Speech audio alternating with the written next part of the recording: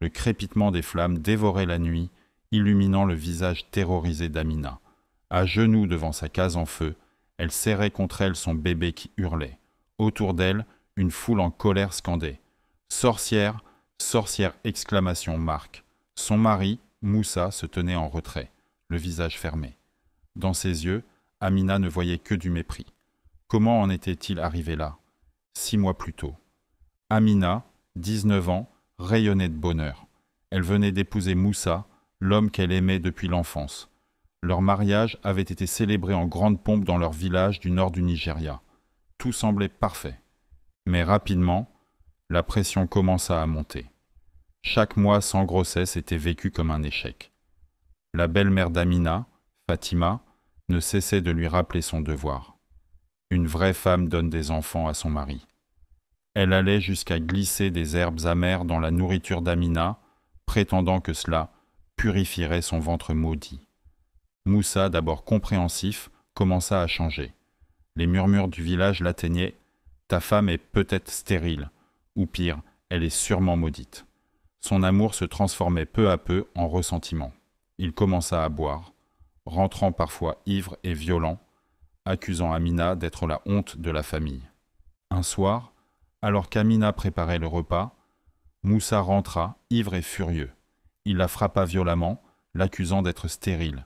« Tu n'es pas une vraie femme !» hurla-t-il avant de la violer brutalement. Amina, brisée et en sang, pleura toute la nuit. Désespérée, Amina se tourna vers Mama Zainab, la guérisseuse du village. Celle-ci lui donna une potion censée favoriser la fertilité. « Bois ceci chaque soir pendant une lune, » lui dit-elle, « mais garde le secret. Les hommes ne doivent pas connaître nos mystères. » La potion avait un goût infect et provoquait des nausées terribles, mais Amina persista, prête à tout pour concevoir. Miracle. 1 mois plus tard, Amina était enceinte. La joie revint dans le foyer. Moussa retrouva sa tendresse, Fatima ses sourires. Le village entier célébra la nouvelle. Mais au fond d'elle, Amina ressentait une angoisse sourde. Et si quelque chose n'allait pas avec le bébé? La grossesse se déroula sans encombre, malgré les rituels étranges que Fatima imposait à sa belle-fille, comme se baigner dans le sang d'un coq noir pour chasser les mauvais esprits. Lorsque les premières douleurs se firent sentir, Amina fut confiée aux femmes du village pour l'accouchement. L'accouchement fut un calvaire. Pendant des heures, Amina hurla de douleur, son corps déchiré par les contractions. Les femmes du village murmuraient que c'était un mauvais présage. Finalement, dans un dernier cri d'agonie, elle mit au monde un petit garçon. Mais la sage-femme poussa un cri d'horreur en voyant l'enfant. Le bébé était albinos. Dans leur culture, c'était un signe de malédiction. Les murmures reprirent de plus belle. « C'est un enfant du diable. Elle a dû fréquenter un esprit maléfique. » Moussa, fou de rage et de honte, répudia Amina sur le champ, crachant à ses pieds et jurant qu'elle n'était plus sa femme. Rejetée par son mari et sa belle famille, Amina trouva refuge chez ses parents. Mais même là, l'accueil fut glacial. Son père refusait de la regarder, sa mère pleurait en silence. Le bébé, qu'Amina avait nommé Hassan, était considéré comme une abomination. On le gardait caché, comme un secret honteux.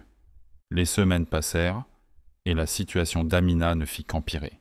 Les villageois l'évitaient, les enfants lui jetaient des pierres, on l'accusait d'être une sorcière, d'avoir pactisé avec le diable pour concevoir cet enfant maudit.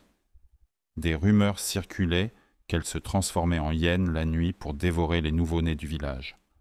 Une nuit, alors qu'Amina dormait, un groupe d'hommes fit irruption dans la case de ses parents. Ils la traînèrent dehors avec son bébé, la frappant et lui arrachant ses vêtements.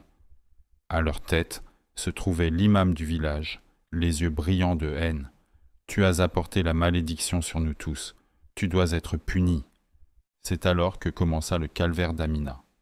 Attachée à un poteau sur la place du village, elle fut soumise à un procès pour sorcellerie. L'imam l'accusa d'avoir utilisé la magie noire pour concevoir un démon.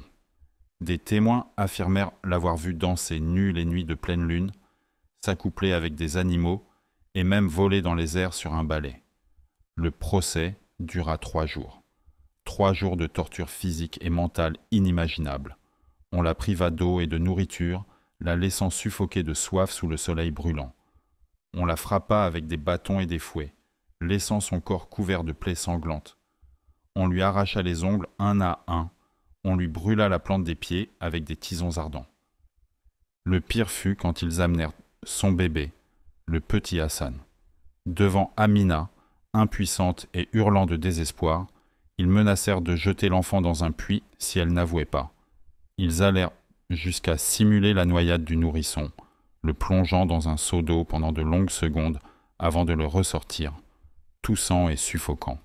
Malgré cette torture psychologique insoutenable, Amina tint bon, refusant d'admettre un crime qu'elle n'avait pas commis. Pendant ce temps, Mama Zainab, la vieille guérisseuse, subissait un sort tout aussi terrible. Accusée de complicité, elle fut lapidée sur la place du village. Son corps brisé fut laissé aux charognards, comme un avertissement à tous ceux qui oseraient défier les traditions. Un jeune homme du village, Youssouf, qui avait toujours secrètement aimé Amina, décida d'agir. Il savait qu'elle était innocente et ne pouvait supporter l'injustice qui se déroulait. Au péril de sa vie, il s'échappa du village pour aller chercher de l'aide à la ville voisine. Mais son absence fut remarquée, et sa famille dut payer le prix de sa trahison. Son père fut battu jusqu'à ce qu'il perde un œil, sa mère violée par les hommes du village pour purifier la famille du traître. Le 4e jour, l'imam rendit son verdict. Amina et son enfant devaient être brûlés vifs pour purifier le village.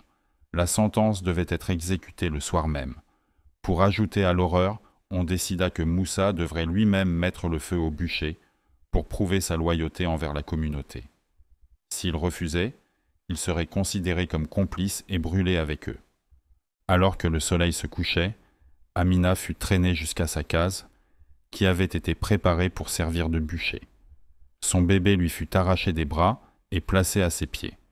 La foule s'était rassemblée, certains avec des torches, d'autres avec des pierres. Moussa se tenait au premier rang, une torche à la main, le visage torturé par le doute et la culpabilité. L'imam leva la main pour donner le signal. Le cœur d'Amina battait à tout rompre. Elle ferma les yeux, serrant son bébé contre elle une dernière fois, priant pour un miracle. Soudain, un cri déchira la nuit. « Arrêtez !» Un homme fendit la foule. C'était docteur Abou Bakar, le médecin de la ville voisine, accompagné de Youssouf. Il brandissait des papiers. « J'ai les résultats des tests ADN. L'enfant est bien celui de Moussa. » Un murmure de stupeur parcourut l'assemblée. Le médecin expliqua. « L'albinisme est une condition génétique. Moussa et Amina sont tous deux porteurs du gène, sans le savoir. Leur enfant n'est pas maudit, il est juste différent. » La révélation jeta un froid sur la foule en colère. L'imam, décontenancé, tenta de maintenir sa position. Mais la sorcellerie, les témoins. Docteur Abou Bakar le coupa. « Tout ceci n'est que superstition. Vous alliez tuer une innocente et son bébé par ignorance. » Un silence pesant s'abattit sur la foule. Youssouf s'avança, implorant ses voisins. « Nous avons grandi ensemble, vous connaissez Amina. Comment pouvez-vous croire qu'elle soit une sorcière ?» Pendant un instant, il sembla que la raison allait l'emporter. Moussa, bouleversé par la révélation, fit un pas vers Amina, comme pour la libérer. Mais soudain, une voix s'éleva. « C'est lui, le sorcier. Il veut nous tromper avec sa magie blanche. » C'était Fatima, la belle-mère d'Amina, qui ne pouvait accepter son erreur. Elle se jeta sur le médecin, lui arrachant ses papiers et les jetant au feu. La foule, désorientée et effrayée, se retourna contre le médecin et Youssouf. Dans la confusion qui s'ensuivit, quelqu'un poussa Amina. Elle trébucha, son bébé lui échappa des bras et roula vers les flammes qui commençaient à lécher la case. Sans hésiter, Amina plongea pour sauver son enfant. Un cri d'horreur s'éleva lorsque la mère et l'enfant disparurent dans le brasier. Moussa, sortant de sa torpeur, tenta de se précipiter pour les sauver, mais il fut retenu par la foule. Youssouf, dans un acte désespéré, se jeta dans les flammes pour tenter de les sauver, mais il était trop tard.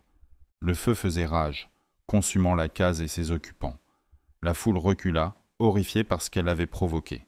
Le docteur Abou Bakar, impuissant, ne put que regarder la tragédie se dérouler sous ses yeux. Les cris d'agonie d'Amina et de son bébé résonnèrent dans la nuit, entrés à jamais les villageois. Soudain, une silhouette émergea des flammes. C'était Amina, son corps en feu, tenant son bébé mort dans ses bras. Elle fit quelques pas vers la foule, son regard empli d'une douleur et d'une accusation insoutenable. Puis elle s'effondra, consumée par les flammes. Le lendemain matin, le village se réveilla dans un silence de mort. La case d'Amina n'était plus que cendre. 4 corps calcinés furent retrouvés dans les décombres. Amina, son bébé, le courageux Youssouf, et étrangement, celui de Fatima, la belle-mère qui avait déclenché le chaos final. Moussa, le regard vide, fixait les ruines fumantes. Dans un accès de remords et de folie, il se jeta dans un puits, mettant fin à ses jours. Le docteur Aboubakar, bouleversé, quitta le village, promettant de revenir avec les autorités. L'imam avait disparu pendant la nuit, fuyant sa responsabilité. Les jours suivants furent marqués par une série d'événements étranges et tragiques. Des enfants du village commencèrent à naître albinos, comme si la malédiction qu'ils avaient tant crainte s'était réellement abattue sur eux. Des incendies inexpliqués se déclarèrent, détruisant les maisons de ceux qui avaient été les plus virulents contre Amina. Peu à peu, la terrible réalité de leurs actes s'imposa aux villageois.